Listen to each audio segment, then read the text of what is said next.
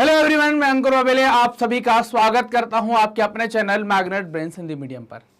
आज हम पढ़ने वाले हैं अपवाह, जो कि क्लास 9th ज्योग्राफी का चैप्टर नंबर 3 है और इसका हम कंप्लीट चैप्टर रिवीजन करेंगे। जो भी सारे टॉपिक होंगे उन्हें एक ही वीडियो के अंदर कवर किया जाएगा। पूरे चैप्टर को एक ही वीडियो में हम कवर करने वाले हैं। तो एक शब्द आया है जिसको आप अपवाह कहते हैं और एक होती है अपवाह। दोनों चीजों को समझ लो, एक तो है ये अपवाह और इससे ही मिलता जुलता होता है एक अफवाह। अफवाह का मतलब होता है, समझते हैं कि नहीं, अफवाह का मतलब होता है कोई फालतू की कोई ऐसी रूमर फैला देना या कोई फालतू की बात फैला देना, गलत बात को फैला देना, वो अफवाह कहलाती है। फैलने जाती जो बात, गलत बात लोगों के दिमाग में कि अफवाह फैल गई है। ये अफवाह की बात नहीं कर रहे, हम अपवाह की बात कर रहे हैं। पा और फा का फर्क है, याद रखेंगे। लिखने में गलती नहीं करेंगे कि आप अपवाह की जगह अफवाह लिखा है तो पूरा मतलब ही खत्म हो गया, चौपट कर दिया फिर आपने सबको। समझ रहे हैं? तो हम अपवाह की बात कर रहे हैं, मतलब कि क्या होता है, इसको हम ड्रेनेज कहते हैं या ड्रेनेज पैटर्न के बारे में बात करेंगे। अब अपवाह शब्द जो है वो एक क्षेत्र में नदी तंत्र की व्याख्या करता है। नदी तंत्र यानी क्या कहेंगे आप इसको? रिवर सिस्टम कहेंगे। रिवर सिस्टम की ये व्याख्या करेगा, रिवर सिस्टम को ये बताएगा। रिवर में सिस्टम लगा दिया, बोले सर ये सिस्टम क्या है? रिवर और सिस्टम का मतलब क्या हो गया? रिवर और इसमें आपने जो सिस्टम ऐड किया है इसका मतलब क्या होता है? रिवर से तो हमें समझ में आ रहा है कि रिवर का मतलब नदी से हो जाएगा, और नदी को आप धारा भी कहते हैं, धारा को आप सरिता भी कहते हैं। ये सारी बातें तो समझ में आ रही हैं। मतलब ये सब चीजें जल वाली बातें आप कर रहे हैं कि ये सब किससे जुड़ी हुई हैं? जल से जुड़ी हुई है या पानी से जुड़ी हुई है। अब ये सिस्टम का मतलब क्या हो गया? तो रिवर जो होती है उसको, एक नदी को आप रिवर कहेंगे, कोई एक धारा को आप रिवर कहेंगे। मान लीजिए कि कोई एक धारा ये जा रही है, इसको आप रिवर कह रहे हैं। अब ये ऐसा तो होगा ना कि केवल एक जा रही, कहीं से जा रही होगी, कहीं घूमते जा रही होगी, कोई नदी नाले को लेते जा रही होगी, साथ में कहीं गड्ढे में गिर रही होगी, कहीं बाढ़ ला रही होगी, कहीं मैदान बना रही होगी, ये सब कुछ कर रही होगी।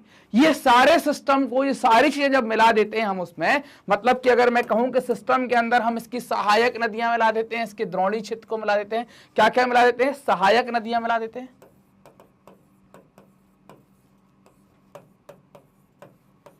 और इसका द्रोणी क्षेत्र शामिल कर देते हैं। तो द्रोणी क्षेत्र का मतलब क्या हो गया? जो बेसिन एरिया है उसको हमने जैसे ही शामिल कर दिया तो ये क्या बन जाएगा? इसको कह देंगे आप सिस्टम कहला जाएगा। क्या कहला जाएगा? इसको सिस्टम आप कह देंगे, सिस्टम हो जाएगा। तो समझ में आई बात कि रिवर सिस्टम का मतलब क्या होगा? नदी तंत्र। जैसे आप यहां पर देख पा रहे होंगे कि एक नदी यहां पर जा रही है, ये आप देख रहे होंगे कुछ इस तरीके से ये नदी जा रही है, देख रहे हैं कि नहीं? अब यहां पर इसमें कुछ छोटी छोटी नदियां आप ये देख रहे होंगे, ये घर मकानों से होते हुए, पहाड़ों से निकलते हुए नदियां इसमें मिलती चली जा रही हैं, मैदानों से नदियां आ रही हैं, ये मिलती चली जा रही हैं। कुछ यहां से ये कुछ पानी यहां इकट्ठा हो गया, इससे आ रही हैं। कुछ यहां घर मैदानों से फिर नदी पानी यहां पर आ रहा है, कुछ यहां से ये पानी आ रहा है। तो ये सब इकट्ठा करते हुए पूरा एरिया क्या बन गया? पूरा एरिया इसका कैचमेंट एरिया। तो ये नदी और उसकी सहायक नदियां मिलकर क्या हो जाती हैं? उसको क्या कहते हैं? नदी तंत्र आप कह देते हैं। क्या कहते हैं? नदी तंत्र आप कह देते हैं, नदी और उसकी सहायक नदी को मिलाकर।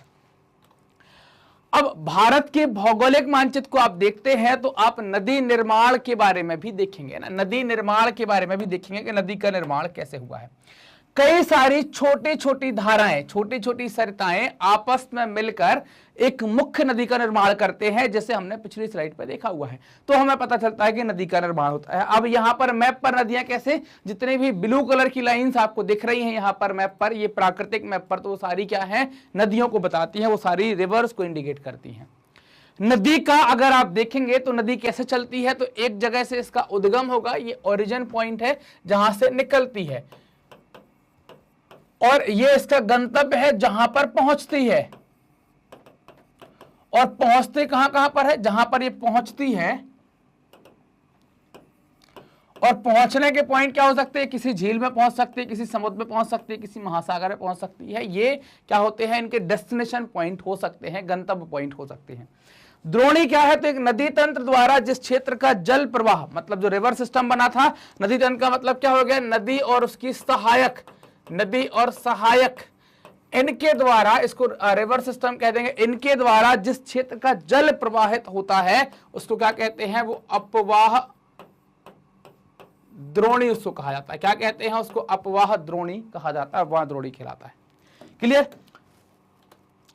अगला जल विभाजक क्या है, जिसको आप वाटर डिवाइडर कहते हैं। जल विभाजक से मतलब आपको क्या निकल कर आएगा, किस चीज को आप जल विभाजक के रूप में देखेंगे। तो कोई भी ऊंचा क्षेत्र जो है वो जल विभाजक हो सकता है। कोई ऊंची चीज है तो फिर पानी इस तरफ नहीं जा पाएगा और इस तरफ का पानी इस तरफ नहीं जा पाएगा, उसको जल विभाजक कहेंगे। जैसे कि अगर आप देख रहे होंगे तो ये जो ऊंची जगह है, ये वाली ऊंची जगह आप देख पा रहे होंगे, तो आप देखते होंगे कि यहाँ की नदी का पानी इस तरफ जा रहा है, यहाँ की नदी का पानी इस तरफ जा रहा है। मतलब ये दो अलग अलग धारा आ है और ये धारा बा है, और इन दोनों का जो अपवाह है वो अलग अलग है। बीच में वो उठी हुई जमीन जो है वो दोनों को जुड़ने नहीं दे रही है। तो उठा हुआ भाग ये क्या इसने क्या बता दिया, ये जल विभाजक बन गया। क्या बन गया, जल विभाजक बन गया। ठीक, तो ये अपवाह द्रोणियां एक दूसरे से अलग हो रही, तो हमेशा क्या होगा जल विभाजक, तो हमेशा जल विभाजक आपको जो देखने के लिए मिलेगा वो होगा क्या, कि पर्वत होगा या कोई उच्च भूमि होगी जो दो पड़ोसी अपवाह द्रोणियों को आपस में मिलने से रोकेगा, वो क्या कहलाएगा, उसको कहेंगे हम जल विभाजक। देखो इस अध्याय में क्या पढ़ेंगे, तो यहां पर आपको मिलेगा, यहां पर हम बात करेंगे किसकी, कि सबसे पहले हम देखेंगे भारत में अपवाह तंत्र, ड्रेनेज सिस्टम इन इंडिया, नदियां कौन कौन सी हैं, कैसी हैं। फिर इसके अंतर्गत आपको पढ़ना है यहां पर कि भारत में जो हिमालय की नदियां हैं, है ना, जो हिमालय की नदियां हैं जिनको हिमालयन रिवर कहते हैं, उनके बारे में पढ़ेंगे। फिर प्रायद्वीपीय नदियों के बारे में पढ़ेंगे, पेनिनसुलर रिवर क्या है। झील्स के बारे में पढ़ना है, नदियों का अर्थव्यवस्था में महत्व क्या है, role of rivers in the economy, कि इनका क्या अहम भूमिका रहती है या क्या इंपॉर्टेंस है ना। और नदी प्रदूषण, रिवर पॉल्यूशन के बारे में पढ़ना है। तो ये हमें क्या है, ये हमारे टॉपिक होंगे जिनको हमें यहाँ पर पढ़ना है, जिनको हमें यहाँ पर कवर करना है। अब सबसे पहले भारत में अपवाह तंत्र, अपवाह को हम जान चुके थे, अपवाह को हम जानते हैं कि जो नदी तंत्र है इससे ही मिलकर बनता है। अपवाह को हम जानते हैं कि नदी तंत्र से मिलकर ही बनता है। और अपवाह तंत्र कैसे तैयार होता है, नदी तंत्र से, ये हमें पता है। भारत के अपवाह तंत्र का नियंत्रण जो है, भारत में अपवाह तंत्र का जो नियंत्रण है वो मुख्यतः भौगोलिक आकृतियों के द्वारा होगा। अगर बहुत ऊंचाई से निकल रही है कोई नदी तो बहुत लंबी दूरी तय कर सकती है, और ऊंचाई ज्यादा नहीं है तो दूरी कम तय करेगी। कैसे क्षेत्र में बह रही है, अगर समतल क्षेत्र में बह रही है, ये मुलायम मिट्टी पर बह रही है, तो कई सारी नदियां उसमें मिल सकती हैं और वो नई मिट्टी का निर्माण भी कर सकती है। सब कुछ किस पर निर्भर होगा, भौगोलिक आकृतियों पर। भारतीय नदियों को दो मुख्य वर्गों में खास तौर से बांटा गया है। किसमें किसमें, हिमालय की नदियां और प्रायद्वीप की नदियां, इन दो मुख्य वर्गों में भारतीय नदियों को यहां पर बांटा गया है। ये नदियां भारत के दो मुख्य भौगोलिक क्षेत्रों से उत्पन्न होने के कारण एक दूसरे से भिन्न होती हैं। दोनों में काफी अंतर आपको देखने को मिलेगा, हिमालय की नदियां और प्रायद्वीपीय नदियों में। हिमालय की नदियां अगर आप देखें तो ये 12 मासी है, मतलब इनमें साल भर, वर्ष भर पानी रहता है, वर्ष भर इसमें पानी रहता है, आप देख सकते हैं। अब ऐसा क्यों होता है, अगर आपके दिमाग में ऐसा कुछ सवाल आ रहा है कि ऐसा होने के पीछे कारण क्या है, तो ऐसा होने के पीछे कारण क्या है कि ये वर्षा के साथ साथ बर्फ के पिघलने से भी जल प्राप्त कर लेती हैं। इनके मतलब अगर हम कहें तो इन्हें जल प्राप्ति के दो स्रोत हो गए। क्या हो गए, जल प्राप्ति के दो स्रोत हो जाते हैं। कौन कौन से दो स्रोत हो जाते हैं, एक तो वर्षा हो जाती है और एक बर्फ हो जाती है। इन दो तरीकों से इनको जल मिल जाता है, इस कारण से इनके पास जल पर्याप्त मात्रा में रहता है। अगर यहां की मुख्य नदियों की बात करें तो सिंधु, गंगा और ब्रह्मपुत्र हैं। अगर आप देखें हिमालय के उत्तर से निकलने वाली नदियां, तो हिमालय के उत्तर से निकलने वाली नदियां जो हैं वो एक तो सिंधु है और दूसरी ब्रह्मपुत्र है। और ये दोनों नदियां उत्तर से निकलती हैं और एक पूर्व की तरफ बहती है और एक पश्चिम की तरफ बहती है। और जब दोनों भारत में प्रवेश करती हैं तो दोनों के द्वारा गार्ज का निर्माण किया जाता है। गार्ज मतलब क्या हो गया, पहाड़ को काट देंगे तो कुछ इस आकार की घाटी बन जाएगी, कुछ इस आकार की घाटी बन जाएगी, ऐसी घाटी तैयार हो जाना, और ये क्या कहलाती है, ये गार्ज कहलाती है। सिंधु नदी के द्वारा सिंधु गार्ज बनाया जाता है और ब्रह्मपुत्र नदी के द्वारा दिहंग गार्ज बनाया जाता है ना। सिंधु नदी सिंधु गार्ज बनाती है और ब्रह्मपुत्र नदी दिहंग गार्ज बनाती है। हिमालय की नदियां जो है वो हिमालय की नदियां अपनी उत्पत्ति से लेकर, है ना, अपनी उत्पत्ति से लेकर समुद्र तक लंबा रास्ता तय करती हैं और ये विभिन्न अवस्थाओं से होकर गुजरती हैं। इसी बीच में ये क्या करती हैं, ये गार्ज का निर्माण करती हैं। ये आप देख पा रहे हैं, ये पहाड़ काटकर ये नदी ऐसे कुछ निकलती चली जा रही है, तो इसको क्या कहते हैं, ये गार्ज का निर्माण यहां पर करती है। नदी की विभिन्न अवस्थाएं क्या हैं? तो हिमालय की नदियां अपनी उत्पत्ति से लेकर समुद्र तक लंबा रास्ता तय करती हैं और तब इनकी विभिन्न अवस्थाएं होती हैं, अलग अलग अवस्थाएं आपको देखने को मिलेंगी। जब शुरू में निकल रही है तो इसको हम ऊपरी भाग कहते हैं, फिर मध्य भाग कहलाता है, फिर निचला भाग कहलाता है।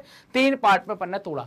जब शुरू से निकलेगी तो ऊपरी भाग, तो यहां पर क्या होगा, तीव्र अपर्दन की क्रिया आपको देखने को मिलेगी और नदी अपने साथ क्या करेगी, भारी मात्रा में सिल्ट और बालू का संवहन करेगी, मतलब अपने साथ बहाकर लाएगी, क्योंकि ऊपर से बह रही है। मध्य भाग क्या होगा, यहां पर नदी विसर्प करना स्टार्ट कर देगी और बाढ़ वाले मैदानों का निर्माण होगा। और यहां पर आपको इस प्रकार की गोखोर झील भी देखने को मिल सकती है। इस गोखोर झील का निर्माण भी आप देख सकते हैं। निचले भाग में आप देखेंगे गोखोर झील बन गई है ना, गोखोर झील बन गई, गोखोर झील बन गई, साथ ही साथ डेल्टाओं का निर्माण भी यहां पर आपको देखने को मिलेगा कि ये डेल्टा का निर्माण हो गया। ये अगर आप देख पा रहे हैं तो ये डेल्टा का निर्माण हो गया।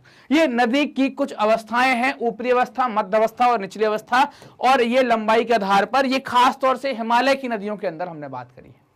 प्रायद्वीपीय नदियां जो है वो अधिकांश आपको मौसमी है, इनका प्रवाह जो है वर्ष भर नहीं रहेगा। इनका प्रवाह, इनमें जो प्रवाह है वो वर्षा पर निर्भर करता है और वर्ष भर नहीं होगा। शुष्क गर्मियों में ये नदियों का जल घट जाता है। अगर आप देखें तो लंबाई भी इनकी कम होती है हिमालयी नदियों की तुलना में। साथ ही साथ अधिकतर नदियां ये पश्चिमी घाट से निकलती हैं और पूरब की तरफ बहती हैं, बंगाल की खाड़ी में जाकर गिरती हैं। हिमालय से निकलने वाली नदियों को अगर आप देखते हैं तो 3 तंत्र आपको मिलेंगे, सिंधु नदी तंत्र, गंगा नदी तंत्र और ब्रह्मपुत्र नदी तंत्र। तीनों लंबी हैं और महत्वपूर्ण हैं। सिंधु नदी तंत्र, अगर इसका उद्गम देखते हैं तो एक झील है मानसरोवर झील, उसके पास चिमाई युंडुंग ग्लेशियर से निकलती है और कुल लंबाई जो है वो 2900 किलोमीटर आप देख पाते हैं। कितनी लंबाई है? 2900 किलोमीटर आप इसकी कुल लंबाई देख पाते हैं। प्रवाह अगर देखें, फ्लो देखें अगर आप सिंधु का, तो ये तिब्बत से निकलती है, उद्गम स्थल हो गए, कहां पर निकलती है? यहां पर मानसरोवर के पास से निकलती है। कहां पर निकलती है? मानसरोवर के पास से निकलती है। फिर ये भारत में आती है तो भारत में इसके द्वारा लद्दाख के अंदर एक गॉर्ज का निर्माण करते हैं। लद्दाख के अंदर एक गॉर्ज का निर्माण करते हैं, जिसको क्या कहते हैं? सिंधु गॉर्ज के नाम से जानते हैं। क्या जानते हैं? सिंधु गॉर्ज के नाम से जानते हैं। फिर ये पाकिस्तान में जाती है तो वहां के गिलगित प्रांत में, फिर उसके बाद बलूचिस्तान प्रांत में, इन दोनों के पहाड़ी क्षेत्रों से निकलकर अटक में आती है। अटक के आगे मीठनकोट नामक एक जगह है, वहां पर सिंधु और उसकी सहायक नदियां सब मिल जाती हैं। यहाँ पर सतलुज, रावी, चेनाब, झेलम सब एक दूसरे से मिल जाती हैं। इस जगह को पंच नद के नाम से भी जानते हैं। तीनों मिल जाती हैं और फिर सिंधु के नाम से आगे बढ़ती है। और उसके बाद ये जब सिंधु के नाम से आगे बढ़ती है तो इसका डेस्टिनेशन कहां हो जाता है, गंतव्य कहां हो जाता है? तो गंतव्य आप देखेंगे कि अरब सागर में आपको इसका गंतव्य देखने को मिलेगा। तो ये इसका फ्लो आप देखेंगे, प्रवाह आप देखेंगे। भारत के अंदर इसकी कुछ सहायक नदियां हैं, जैसे जौस्कर, नुब्रा और सियोग। नुब्रा को कई सारी जगह नुब्रा भी लिखते हैं। नुब्रा की एक घाटी है, अपन कभी बात भी करेंगे उसके ऊपर। तो जौस्कर, नुब्रा और सियोग, ये नदियां, सियोग, हुंजा, ये नदियां इसकी क्या है? सहायक नदियां हैं। सिंधु नदी तंत्र को अगर आप देखना चाहते हैं, अगर मैं बनाऊं यहां पर, तो आप देखेंगे ये सिंधु निकल रही है।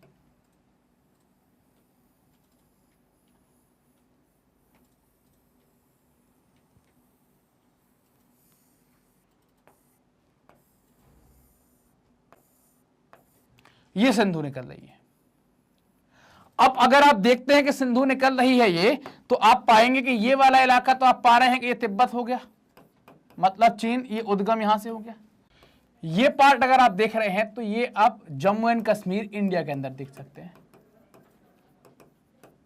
ये पीओके वाला इलाका आ जाता है, तो यहां पर आप गिलगित की बात कर सकते हैं। फिर यहां से वो कौन सा पहाड़ी इलाका जो आप बलूचिस्तान वगैरह की बात कर रहे हैं। फिर यहां के बाद फिर क्या कह रहे हैं, अटक की तरफ ये निकल कर आता है। और ये पांचों नदियां आप यहां पर देखें तो ये मीठनकोट करके जगह है, ये कहां पर? मीठनकोट करके जगह है, यहां पर मिल जाती है। आप चाहे तो ये पांचों नदियों को यहां पर देख भी सकते हैं। ये आपकी आ गई है झेलम, ये आ गई है चिनाब, और ये आ गई है रावी, और ये आ गई है क्या? ब्यास। तो सिंधु नदी तंत्र के बारे में जो कहा गया है कि ये कहां से निकली, तिब्बत से निकली है। तिब्बत के बाद भारत, भारत के बाद फिर ये पाकिस्तान की तरफ चली गई है और यहां पर एक गॉर्ज बनाती है। इसको क्या कहते हैं? सिंधु गॉर्ज के नाम से इसको जाना जाता है। सिंधु का मैदान जो है उसका ढाल जो है वो बड़ा धीमा आपको देखने को मिलेगा। ढाल बड़ा धीमा है, बहुत स्लो है। मैदान का 1/3 भाग भारत में और इसके बाद बाकी का बचा भाग पाकिस्तान में। भारत में भी कहां पर? कश्मीर, लद्दाख, हिमाचल और पंजाब में है। सिंधु जल समझौता हुआ था 1960 में इंडिया और पाकिस्तान के बीच में, है ना, इंडिया और पाकिस्तान के बीच में, भारत पाकिस्तान के बीच में होता है, ये भारत पाक के बीच में होता है। और ये किस चीज से लेकर संबंधित है? तो ये जल समझौता है, जल समझौता है एक प्रकार का। और इस जल समझौते में सिंधु की कुछ नदियां, जो ऊपर की नदियां हैं वो 3, और उन 3 नदियों के जल पर नियंत्रण पाकिस्तान को, बाकी की बची नदियों के ऊपर नियंत्रण भारत को दिया गया। ये सिंधु जल समझौता आपको यहां पर बताया गया 1960 का है। अगला आता है गंगा नदी तंत्र। तो गंगा की 2 धाराएं निकलती हैं शुरुआत में, एक गंगोत्री से निकलती है एक धारा जिसको आप भागीरथी कहते हैं, और एक अलकनंदा। ये देवप्रयाग नामक एक जगह है, कहां पर? उत्तराखंड के अंदर, वहां पर मिल जाती है। तो यहां के बाद जो धारा है वो क्या बन जाती है? गंगा के नाम से फिर ये आगे बढ़ती है। तो इसकी एक धारा हो गई जिसको आप भागीरथी कहते हैं, जो गंगोत्री हिमानी से निकलती है, दूसरी अलकनंदा कहलाती है, जो दोनों आकर उत्तराखंड के देवप्रयाग में मिल जाती है और फिर वहां से गंगा के नाम से आगे बढ़ती है। गंगा हरिद्वार के पर्वतीय भागों को छोड़कर क्या करती है? मैदानी भागों में प्रवेश करती है, और इसमें कई सारी सहायक नदियां भी मिलती हैं। जैसे आप देखेंगे यमुना, घाघरा, गंडक, कोसी, ये नदियां आप देख पाएंगे कि कई सारी नदियां आपको यहाँ पर मिलती हुई दिखेंगी गंगा के अंदर, है ना। कई सारी नदियां गंगा के अंदर आप मिलती हुई यहाँ पर देखेंगे। देखो मैं आपको बताऊं गंगा कैसे कैसे ट्रेवल करती है, ये आपको बताता हूं। हमने देखा था सबसे पहले एक कि ये यहां से 2 धाराओं में निकली, और 2 धाराओं में निकलने के बाद ये दोनों धाराएं मर्ज हो जाती हैं। एक का नाम था भागीरथी, एक का नाम क्या था? भागीरथी, और एक क्या थी? अलकनंदा। एक क्या थी? अलकनंदा। फिर यहां से ये कुछ इस तरीके से चली और ये इलाहाबाद के पास जाकर, ये इलाहाबाद के पास जाकर इसमें एक और नदी मिलती है, इसकी सबसे समीप की जो सहायक नदी है जिसका नाम क्या है? जिसको आप यमुना के नाम से जानते हैं। क्या है? यमुना। तो यमुना को अगर आप देख रहे हैं तो ये हिमालय से ही निकल रही है, लेकिन मिल रही है कहां से? किसी भी नदी का हमें किनारा निकालना हो तो हम क्या करें? उस नदी के तरफ मुंह कर लें, उसके बहते हुए डायरेक्शन की तरफ मुंह कर लें, तो ये ऊपर वाला क्या हो जाएगा? ये लेफ्ट हो जाएगा, नीचे वाला राइट। तो यमुना कहां से आकर मिल रही है? राइट साइड से आकर मिल रही है, दाएं तरफ से आकर मिल रही है। गंगा इसके बाद आगे बढ़ती चली जाती है गंगा के नाम से, फिर पश्चिम बंगाल में जाती है और इसकी कई 2-3 ब्रांचें आपको देखने को मिल जाती हैं। यहां पर भी इसका नाम गंगा है, फिर यहां पर भी इसका नाम गंगा है। गंगा के बाद ये पश्चिम बंगाल में इसकी 2 ब्रांच जाती है, इसको हुगली कहते हैं, ये हुगली कहलाती है, और इसको भागीरथी भी कहते हैं, यहां पर भागीरथी भी कहते हैं इसको, या गंगा भी कहलाती है, गंगा की मुख्य धारा ये कहलाती है। अब इसमें ऊपर से एक नदी आती है जिसको आप ब्रह्मपुत्र के नाम से कहते हैं, वो भी इसमें मिल जाती है, ब्रह्मपुत्र मिल जाती है। और ये नदी थोड़ा और आगे बढ़ती है तो इसमें एक नदी जिसको आप क्या कहते हैं? मेघना या बराक, वो मिल जाती है। फिर आकर ये अपनी अलग अलग वितरकाओं में ये नदियां क्या होती हैं? बट जाती हैं। तो यहाँ पर जो मुहाना इनके द्वारा तैयार किया जाता है वो क्या होता है? उसको हम कहते हैं गंगा का मुहाना, और वो क्या बनता है? वहां पर डेल्टा की आकृति आपको देखने को मिलती है। अब इसमें जो सहायक नदियां हैं जो हिमालय से निकलेंगी वो सब बाईं तरफ से आएंगे, और जो प्रायद्वीपीय होंगी वो सब दाईं तरफ से आएंगी। यमुना नदी हिमालय के यमुनोत्री हिमानी से निकलती है। यमुना नदी क्या है? हिमालय के यमुनोत्री ग्लेशियर से निकलती है और आकर फिर गंगा नदी के दाहिने किनारे पर उसके समानांतर बहते हुए मिल जाती है। घाघरा, गंडक, कोसी ये सब कहां है? नेपाल से निकलती है, ये सब नेपाल से निकलती है। इस कारण प्रत्येक वर्ष उत्तरी मैदान के कुछ हिस्सों में बाढ़ आ जाती है, जिससे बड़े पैमाने पर जान और माल का नुकसान होता है। लेकिन ये नदियां वो जो मिट्टी को उपजाऊपन प्रदान कर कृषि योग्य बना देती हैं, इनसे वो जमीन जो है वो काफी उपजाऊ हो जाती है। गंगा की लंबाई अगर आप देखेंगे तो पाएंगे 2500 किलोमीटर है। अगर आप देख रहे हैं गंगा, यहां से गंगा की बात की जा रही है तो 2500 किलोमीटर की लंबाई आप गंगा की देख पाएंगे। एक शहर है जिसको आप अंबाला के नाम से जानते हैं, वो सिंधु और गंगा इन दोनों नदियों के बीच में जल विभाजक का कार्य करता है। किसका कार्य करता है? जल विभाजक का कार्य करता है। अंबाला से सुंदरवन तक आपको एक मैदान देखने को मिलेगा जो फैला है, जिसको गंगा का मैदान कहते हैं। लंबाई आप 1800 किलोमीटर देख पाएंगे। इसकी ढाल में गिरावट भी बहुत कम है, 300 मीटर की गिरावट आप देखेंगे तो आप प्रति 6 किलोमीटर की दूरी पर ढाल में केवल 1 मीटर ही गिरावट देखेंगे। प्रति 6 किलोमीटर की दूरी में केवल 1 मीटर की आप गिरावट ढाल में देख पाएंगे यहाँ पर। और इन नदियों में अनेक बड़े बड़े विसर्प बनते हैं। विसर्प आप जानते हैं रेंगते हुए, तो ये कई सारे अच्छे मैदानों को भी विकसित करती हैं। कई मैदान भी इनके द्वारा डेवलप किए जाते हैं। ये गंगा नदी तंत्र आप देख लीजिए। यहाँ पर गंगा नदी की जो हम बात कर रहे हैं, ये गंगा नदी आई,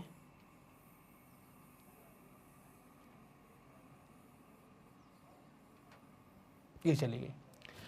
अब ये तो इसकी दो धाराएं हो गई, फिर यहां से गंगा के नाम से, अब इसमें कई सारी, अब ये यमुना इसमें मिली, ये गई यमुना, अगर आप देख पा रहे, ये यमुना इसमें मिल जाती है। फिर इसमें आप देखें ये घाघर मिल जाती है, फिर इसमें ये गंडक मिल जाती है, फिर इसमें ये कोसी मिल जाती है। और यमुना अगर आप देख रहे होंगे तो यमुना नदी ये यहां पर मिल पाती है, ऊपर से ही निकल रही है, कहां मिल पाती है, इलाहाबाद में जाकर मिल पाती है। ये गंगा नदी तंत्र का चित्र आप यहां पर देख पा रहे हैं, उसका नक्शा आप यहां पर देख पा रहे हैं। नमामि गंगे परियोजना एक एकीकृत संरक्षण मिशन है। इसमें राष्ट्रीय नदी गंगा से संबंधित दो उद्देश्यों को पूरा करना है। कौन कौन से उद्देश्यों को पूरा करना है? प्रदूषण के प्रभाव को कम करना है और उसके संरक्षण और कायाकल्प को पूरा करना है। ये दो खास तौर से इसको उद्देश्य हैं। ये इसकी वेबसाइट है जिस पर आप विजिट करके इसके बारे में और जानकारी भी प्राप्त कर सकते हैं। सुंदरवन डेल्टा का नाम यहां पर पाए जाने वाले सुंदरी पादप के कारण होता है। अब इस सुंदरी पादप की खासियत क्या है? तो ये हमेशा कहां पाया जाएगा? तटों के किनारे पाया जाता है। कहां पर? तटों पर। मतलब कि तटों पर आएगा तो इसको खारा पानी ही अच्छा लगता है। और ये पेड़ क्या है? मान लीजिए कि ये पेड़ अगर ऐसे लग गया है यहां पर, तो ये नीचे से जड़ों को लाकर फिर ऊपर ऐसे वापस से निकाल देता है। ऐसे कुछ जड़ें इसकी वापस से निकल कर आती हैं, तो वो बहुत मजबूत बाड़े का काम कर देता है। सुंदरवन डेल्टा विश्व का सबसे बड़ा और तेजी से वृद्धि करने वाला डेल्टा भी है ना। विश्व का सबसे बड़ा और विश्व की सबसे तेजी से वृद्धि करने वाला डेल्टा है। यहां पर क्या पाया जाता है? रॉयल बंगाल टाइगर पाया जाता है, जिसको आप नेशनल एनिमल के रूप में जानते हैं भारत के, है ना। तो ये भी आपको यहां पर देखने को मिलेगा, रॉयल बंगाल टाइगर। अब ब्रह्मपुत्र नदी के बारे में देखें तो इसका उद्गम जो है वो मानसरोवर झील के पास है, जहां से गंगा सिंधु निकली थी और सतलुज निकली थी। लंबाई में सिंधु से थोड़ा सा अधिक है ना। लंबाई में अगर आप देखेंगे तो सिंधु से थोड़ा सा अधिक आपको देखने को मिलेगी। अगर सिंधु की लंबाई आपने देखी होगी तो कितनी लंबाई होगी सिंधु की? आपको अगर याद होगा 2900 किलोमीटर के आसपास देख पा रहे हैं, तो इतनी ही लंबाई है ना। तो इससे थोड़ी सी लंबाई ज्यादा आपको किसकी देखने को मिलेगी? यहां पर इसकी देखने को मिलेगी। और अधिकांश भाग जो है वो भारत से बाहर ही आप इसका देख पाएंगे। ये एक यू टर्न बनाती है। कहां पर बनाती है? नामचा बरवा शिखर के पास, जिसकी ऊंचाई 7757 मीटर है, वहां पर ये टर्न होती है तो ये गॉर्ज का निर्माण करती है। ये गॉर्ज कहां पर बनता है? अरुणाचल प्रदेश में बनता है। गॉर्ज का मतलब क्या हो गया? ये पहाड़ को कुछ इस तरीके से काट देती है ना, ऐसे काट देती है। तो ये कहां पर काटती है? ऐसा अरुणाचल प्रदेश में, और इसी के साथ इसका भारत में प्रवेश हो जाता है। इस गॉर्ज को दिहांग के नाम से भी जानते हैं, क्योंकि यहां पर इसका लोकल नाम दिहांग पड़ता है इस नदी का, इस कारण से इसको दिहांग कहते हैं। इसकी सहायक नदियां हैं दिबांग, लोहित, कैनुला और अन्य जो भी नदियां और इसको नाम दी गए हैं। इसे तिब्बत में सांगपो कहते हैं और बांग्लादेश में इसको जमुना के नाम से जाना जाता है, और भारत में इसको दिहांग और ब्रह्मपुत्र के नाम से जाना जाता है। तो ये चार नाम आप इसके देख सकते हैं।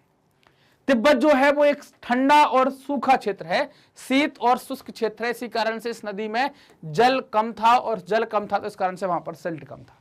जब भारत में प्रवेश करेगी तो ये उच्च वर्षा वाला क्षेत्र होगा, तो इसमें जल की मात्रा भी बढ़ेगी और सिल्ट की मात्रा भी बढ़ जाएगी। और ब्रह्मपुत्र जब आसाम में बहेगी और सिल्ट और जल बढ़ गया है तो ये कई धाराओं में बढ़ जाएगी और गुम्फित नदी के रूप में बहने लगेगी और कई सारे नदी द्वीपों का निर्माण करेगी। ऐसा ही एक फेमस द्वीप है जिसको आप क्या कहते हैं? जिसको आप माजुली द्वीप के नाम से जानते हैं। दुनिया का सबसे बड़ा नदी द्वीप आप देख पाते हैं, उसकी फोटो भी लगाई गई है। ये दुनिया के सबसे बड़े नदी द्वीप की फोटो आप देख पा रहे हैं। प्रत्येक वर्ष वर्षा ऋतु में नदी अपने किनारों के ऊपर बहने लगती है, और ये किसका कारण बनती है? बाढ़ का कारण बनती है। और ये बाढ़ कहाँ आती है? आसाम में और बांग्लादेश के बहुत से इलाकों में आप देखेंगे वहां पर ये नुकसान पहुंचाती है, क्षति पहुंचाती है। भारत की अन्य नदियों के विपरीत ब्रह्मपुत्र नदी में सिल्ट और निक्षेपण की मात्रा बहुत अधिक होती है। इसके कारण सतह बढ़ जाती है और बार बार ये अपना मार्ग बदलती है, जिससे बाढ़ आ जाती है और जन धन की हानि हो जाती है। अब बात करनी है हमें प्रायद्वीपीय नदियों के बारे में। पेनिनसुलर रिवर्स क्या है? तो प्रायद्वीपीय नदियां भारत में मुख्य जल विभाजक का निर्माण जो है वो कौन कर रहा है? पश्चिमी घाट कर रहा है। पश्चिमी घाट कहां पर है? तो आप देख पा रहे हैं ये पश्चिमी घाट की बात कर रहे हैं। मतलब यहाँ की नदी या तो यहां जा रही है या यहां जा रही है, बीच में ये पश्चिमी घाट है, मिल नहीं पा रही। इस कारण से क्या कहा गया है कि ये जल विभाजक का कार्य कर रहा है। पश्चिमी घाट से दो तरफ की नदियां निकलती हैं, पश्चिम की तरफ और पूरब की तरफ। पश्चिम की तरफ जो नदियां निकलती हैं, मतलब कि इस तरफ जो नदियां निकलती हैं इस साइड, वो कैसी होती हैं? छोटी होती हैं। अगर इनमें आप दो नदियों को छोड़ दें, नर्मदा और ताप्ती को, लेकिन नर्मदा और ताप्ती का उद्गम आप पश्चिमी घाट से नहीं देखेंगे, ये कहीं और से निकलती हैं, पश्चिमी घाट को काटते हुए आगे बढ़ती हैं। अरब सागर में जाकर गिरती हैं और पश्चिमी घाट से पश्चिम की तरफ बहने वाली सभी नदियों के द्वारा ज्वार नदमुख का निर्माण किया जाता है। एक आकृति होती है जब नदी का मुहाने पर अपने मतलब जब नदी किसी सागर या महासागर में मिल रही होती है, तो जब वो मिलने का टाइम आता है गंतव्य पर, तब वो अलग अलग धाराओं में नहीं बढ़ती है, एक ही धारा में जाकर किसमें मिलती है, कोई महासागर या सागर में मिलती है। तो ये स्थिति क्या कहते हैं, इसको कहते हैं ज्वार नदमुख। जब ये अलग अलग धाराओं में बढ़ जाती है तो इसको क्या कहते हैं, इसको हम फिर वहां पर डेल्टा बनता है, तो इसको हम क्या कहते हैं, डेल्टा कहलाता है।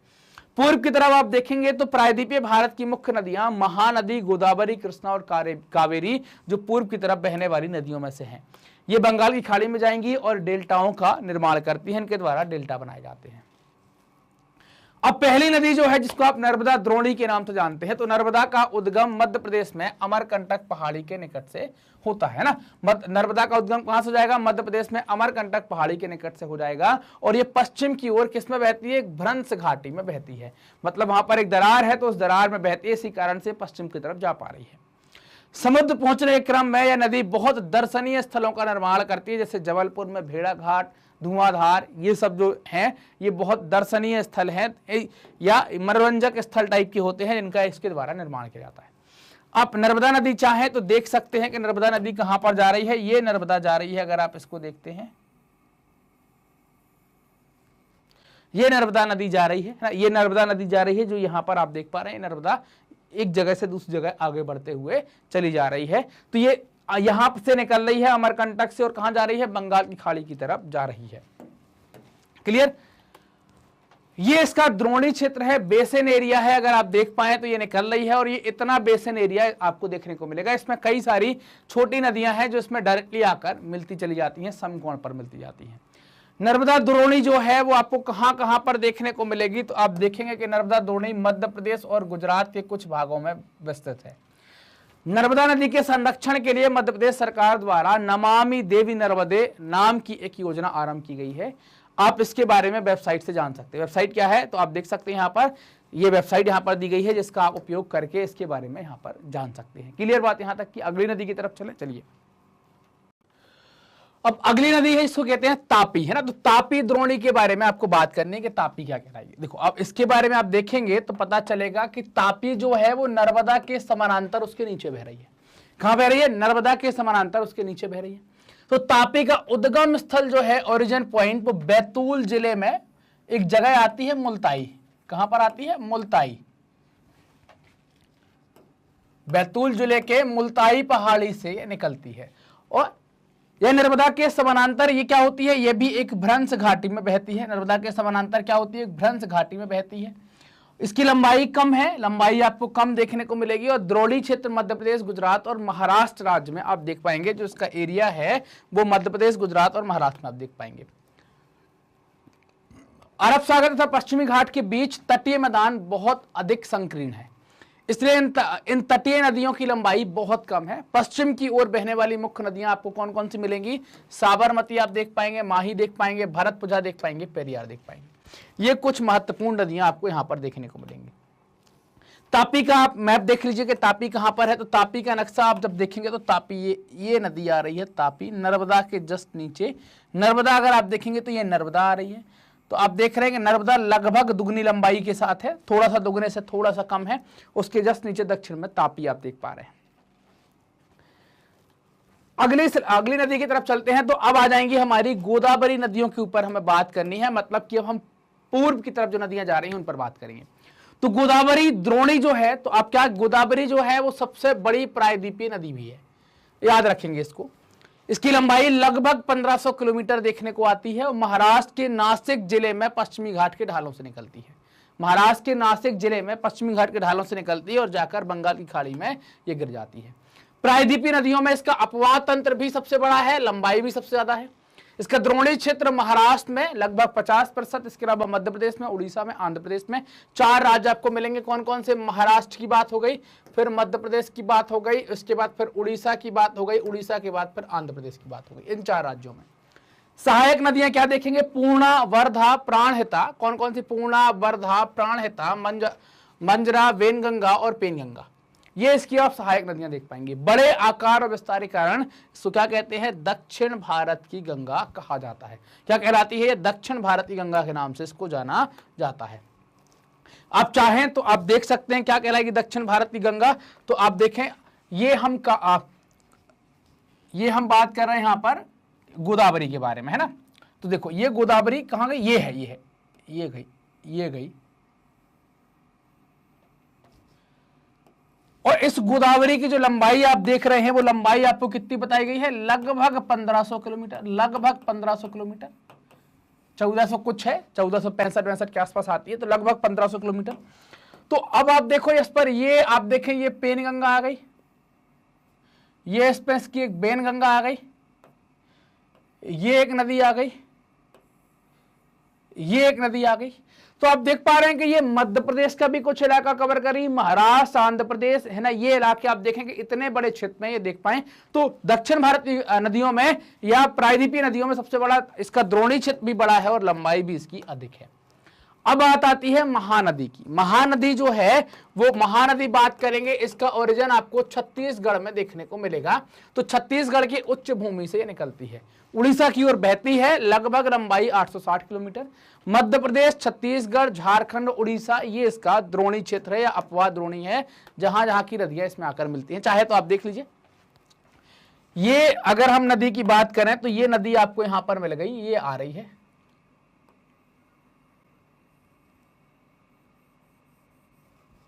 ठीक। इसमें एक और नदी मिली, फिर एक और नदी मिली, फिर एक और नदी मिली, ये महानदी बन जाती है। ये तीन लाइनें यहां पर दिखाने का मतलब क्या है कि वितरिकाएं हैं, मतलब कि ये डेल्टा बना रही होंगी। जो भी नदी लंबाई ज्यादा तय कर रही है उनके द्वारा डेल्टा ही बनाए जा रहे हैं। अगला आता है कृष्णा नदी। इसका ओरिजिन पॉइंट आप देखेंगे महाबलेश्वर से होता है। कहां से होता है, महाबलेश्वर से होता है। 1400 किलोमीटर लंबाई है, बंगाल की खाड़ी में जाकर गिरती है। तुंगभद्रा, कोयना, घाटप्रभा, मूसी और भीमा ये इसकी सहायक नदियां हैं। महाराष्ट्र, कर्नाटक और आंध्र प्रदेश में ये अपना इनका अफवाह है। तो ये महाराष्ट्र, कर्नाटक, आंध्र प्रदेश में इसका अफवाह है। ये कृष्णा नदी अगर आप देख पाए, ये रही कृष्णा नदी।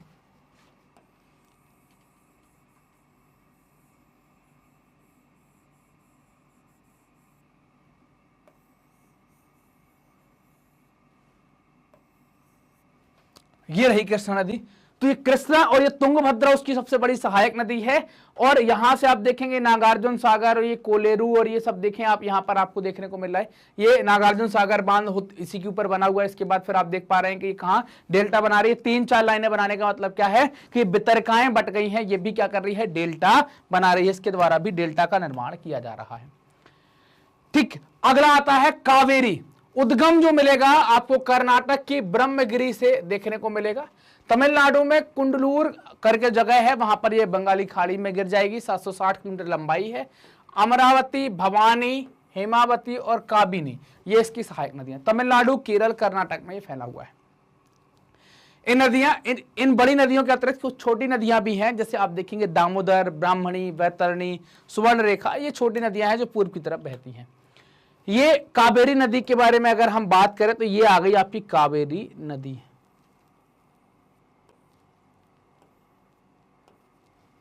ये कावेरी नदी। इसके अलावा यहां पर बैतरणी, ब्राह्मणी, स्वर्णरेखा इन नदियों के बारे में बात की गई है, जो थोड़ा सा ऊपर आपको देखने को मिलेगी, जो कहां बहती हैं, पूर्व की तरफ बहती हैं। भारत में दूसरा सबसे बड़ा जलप्रपात कौन सा है, वो कावेरी नदी के ऊपर आपको कावेरी नदी पर है। इसे शिव समुद्रम के नाम से जानते हैं। इससे बिजली भी उत्पादित करते हैं, जो मैसूर, बेंगलोर और कोलार स्वर्ण क्षेत्र को सप्लाई की जाती है। भारत का पहला बड़ा जलप्रपात कौन सा है, कमेंट सेक्शन में कमेंट करके बताएंगे, है ना, कमेंट सेक्शन में कमेंट करके बताएंगे। पृथ्वी के भाग पर अगर आप देखें तो 71% जल है, जिसमें 97% जल जो है वो कैसा मिल रहा है, लवणीय देखने को मिलता है। 3% जल ही स्वच्छ जल के रूप में होता है। और इस 3% का भी 3/4 भाग किसमें आप देख सकते हैं, बर्फ के रूप में या ग्लेशियर्स के रूप में आप पानी को देख सकते हैं या पा सकते हैं। अब बात करेंगे लेक्स के ऊपर के झीलें क्या कहलाती हैं। तो झीलें क्या है कि पृथ्वी की सतह पर एक गड्ढा हो जाता है, गर्त हो जाता है, उस पर पानी भर जाता है, उसको झील कहते हैं। यह गड्ढा दो प्रकार से होगा, एक प्राकृतिक तरीके से हो जाएगा और एक कृत्रिम तरीके से हो जाएगा। कृत्रिम तरीके से कहीं पर पानी रोक दिया, गड्ढा कर दिया, कैसे भी कर पानी भर देना, वो भी झील बन जाएगी, तो उसको क्या कहेंगे? कृत्रिम झील। और प्राकृतिक तरीके से हुआ है तो प्राकृतिक झील। कश्मीर घाटी प्रसिद्ध डल झील, नाव वाले घरों तथा शिकारा के लिए, शिकारा इन सब से तो आप परिचित होंगे और जानते भी होंगे। प्रत्येक वर्ष हजारों लोग इन सब पर भ्रमण करते हैं और ये उनके टूरिस्ट, उनके पर्यटकों का आकर्षण का प्रमुख केंद्र बिंदु भी होते हैं। अन्य झीलों में आप देखें नौकायान वाली, तैराकी के लिए या अन्य जलीय खेलों के लिए भी कई सारी और झीलें प्रसिद्ध हैं, जहां पर अलग अलग प्रकार की खेल या क्रीड़ा होती रहती हैं। अगर आप कल्पना करते हैं और सोचें कि कश्मीर में, नैनीताल में या दूसरे पर्यटक स्थलों में झीलें नहीं होती, तो क्या उतने पर्यटक वहां पर जाते? पर्यटन आकर्षण के लिए झीलों का महत्व क्या है? तो पर्यटन आकर्षण के लिए झीलों का महत्व बहुत है। ये हम देख सकते हैं कश्मीर से, डल झील से, या और जो भी ताल वाली झीलें हैं उत्तराखंड के अंदर, है ना, या हिमाचल के अंदर की झीलों से देख सकते हैं। झीलें मनुष्य के लिए पर्यटन के अतिरिक्त अन्य कारणों से भी महत्वपूर्ण होती हैं। क्या आप जानते हैं? तो आप बोलेंगे सर हमने तो सोचा नहीं। बिल्कुल हम बात करेंगे कि ऐसा भी होता है और इनके महत्वपूर्ण बात भी हम अभी बात करने वाले हैं। आकार और लक्षणों में ये झीलें एक दूसरे से आपको भिन्न देखने को मिलेंगी। अधिकतर झीलें क्या हैं? स्थायी आप देखेंगे, परमानेंट टाइप की झीलें देख पाएंगे। कुछ में केवल वर्षा ऋतु में जल होता है, मतलब कुछ अस्थायी हैं तो वर्षा ऋतु में ही जल प्राप्त कर पाती हैं। जैसे अंतर्देशीय अपवाह वाले अर्ध शुष्क क्षेत्रों की द्रोणी। यहां कुछ ऐसी झीलें हैं जिनका निर्माण हिमानियों एवं बर्फ की चादर क्रिया के फलस्वरूप हुआ है, जबकि कुछ अन्य झीलों का निर्माण वायु, नदी और मानवीय क्रियाकलापों के कारण भी होता है ना, मानवीय क्रियाकलापों के कारण भी हुआ है। एक विसर्प मतलब वही सांप जैसे हो जाना। विसर्प नदी बाढ़ वाले क्षेत्रों में कटकर गोखुर झील का निर्माण करती है, गोखुर झील बना लेती है। गाय के पैर की आकृति की झील बन जाएगी तो इसको गोखुर कहते हैं। स्पिट तथा बार, जिसको रोदिका कहते हैं, तटीय क्षेत्रों में लेगून का निर्माण करते हैं, जैसे चिल्का, पुलिकट और कोलूरू, ये सब इनके एग्जाम्पल आपको देखने को मिलेंगे। अंतर्देशीय भागों में झीलें कभी कभी मौसमी होती हैं। उदाहरण के लिए राजस्थान की सांभर झील देख सकते हैं, जो एक खारे पानी की झील है, नमक बनाया जाता है। यहाँ से जल का उपयोग नमक के निर्माण में भी करते हैं, तो पहले ही बात करी कि नमक बनाया जाता है। मीठे पानी की अधिकांश झीलें आपको हिमालय क्षेत्र में मिलेंगी, मुख्यतः हिमानी द्वारा बनी होंगी। जैसे आप देखें जम्मू एंड कश्मीर में मिलती हैं, या आपको देखने को मिलेगा हिमाचल में मिलती हैं, उत्तराखंड में मिलती हैं। तो जम्मू एंड कश्मीर की जो बूलर झील है वो भूगर्भीय क्रियाओं से बनी है और ये भारत की सबसे बड़ी मीठे पानी की प्राकृतिक झील है। डल झील, भीमताल, नैनीताल, लोकताल, है ना, बड़ा पानी और अन्य महत्वपूर्ण झीलें जो है वो भी क्या है? मीठे पानी की झीलें हैं। जल विद्युत उत्पादन के लिए नदियों के ऊपर जो बांध बनाया जाता है, तो उस बांध के पीछे भी पानी भर जाता है, उसको भी झील कहते हैं। जैसे गुरु गोविंद सागर झील है, भाखड़ा नागर परियोजना पर आप देख पाते हैं। झीलों का महत्व क्या है? झीलें मानव के लिए बहुत महत्वपूर्ण हैं और लाभदायक हैं। झीलें नदी के बहाव को क्या करती हैं? सुचारू बनाने में सहायता करती हैं, बाढ़ को रोकती हैं, मौसम में या सूखे मौसम में पानी के बहाव को संतुलित करती हैं, जल विद्युत उत्पन्न करने में सहायता करती हैं कि इनके माध्यम से जल विद्युत भी उत्पन्न हो जाती है, तो इनमें भी ये काम आती हैं। आसपास के क्षेत्रों की जलवायु को भी सामान्य बनाती हैं, जलीय पारितंत्र को संतुलित रखती हैं। झीलों की प्रकृति सुंदरता व पर्यटन को बढ़ाती है और हमें मनोरंजन प्रदान करती है। ये झीलों के महत्व हैं जो हमने शुरू में बात करी थी। अभी एक स्लाइड पहले, 2 स्लाइड पहले हमने देखा था कि झीलों का हमारे लिए और क्या महत्व, तो ये महत्व है। बड़े आकार वाली झीलों को समुद्र कहा जाता है, जैसे आप कैस्पियन सागर की बात कहते हैं, मृत सागर की बात करते हैं और अरल सागर की बात करते हैं। ये बड़े आकार वाली झीलें हैं जिन्हें समुद्र कहा जा रहा है। नदियों का अर्थव्यवस्था में महत्व।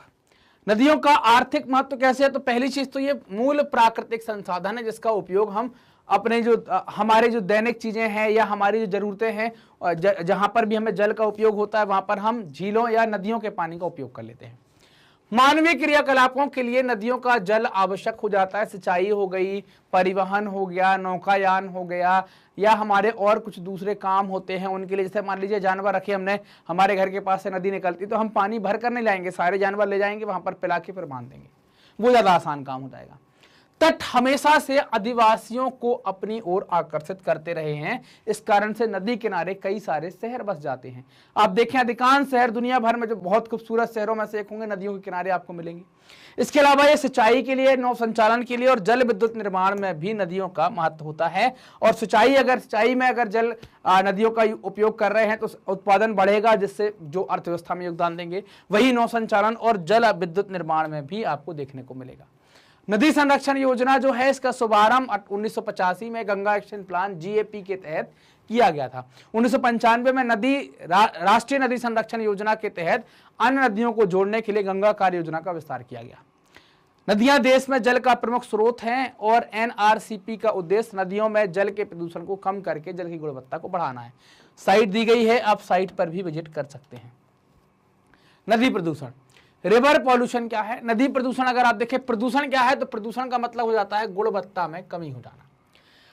नदी जल की गुणवत्ता प्रभावित हो जाना। तो ये प्रभावित कैसे होती है? हमारे घरेलू, कृषि और औद्योगिक मांग के कारण, इन सब के कारण हमारे नदी के जल का जो गुणवत्ता है वो प्रभावित हो जाती है। परिणाम क्या होता है? नदियों में अधिक जल निकासी, मतलब हम बहुत पानी निकालते, इससे नदी के जल का आयतन घट जाता है। उद्योगों का प्रदूषण, मतलब उद्योगों में जो कचरा होता है वो हम सब नदियों के अंदर डाल देते हैं। अपस्कृत कचरा जो होता है वो नदियों में डाल देते हैं। घरेलू कचरा है नदियों में डालते हैं। इससे क्या होता है कि इसकी गुणवत्ता प्रभावित हो जाती है, साथ ही साथ स्वतः स्वच्छीकरण की क्षमता भी घट जाती है। अब नदी अपने आप को स्वयं साफ करने में उतनी सक्षम नहीं होती जितनी पहले होती थी। तो ये नदी प्रदूषण है, और नदी प्रदूषण एक प्रकार के जल प्रदूषण का ही पार्ट आपको देखने को मिल जाएगा। एक प्रकार का जल प्रदूषण ही ये हो जाएगा। ये हमारे चैप्टर का कंप्लीट चैप्टर रिवीजन था जो हमने अभी अभी यहाँ पर कंप्लीट किया है।